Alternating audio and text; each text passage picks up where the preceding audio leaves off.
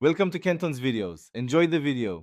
In this video, I will explain how to iron quilt seams. First, always press your seams, which means lifting and placing the iron rather than sliding it back and forth. This prevents stretching your fabric. Use a dry iron set to a medium heat, suitable for cotton. Decide whether to press seams open or to one side and maintain that choice throughout your project for a flat finish. When pressing, always work from the back of your quilt block.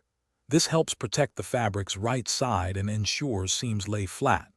A wool pressing mat is highly recommended. It absorbs heat, creating incredibly crisp seams on both sides.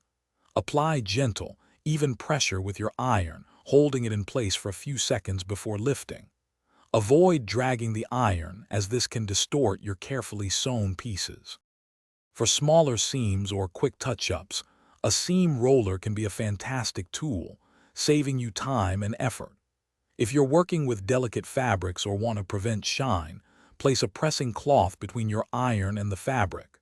To achieve extra crispness and stability, a light mist of starch or a specialized pressing spray can make a significant difference, helping your seams lie perfectly flat. A common mistake is over-ironing, which can stretch your fabric and distort your blocks. Press once firmly and then move on. It's crucial to let your seams cool completely before handling the fabric further.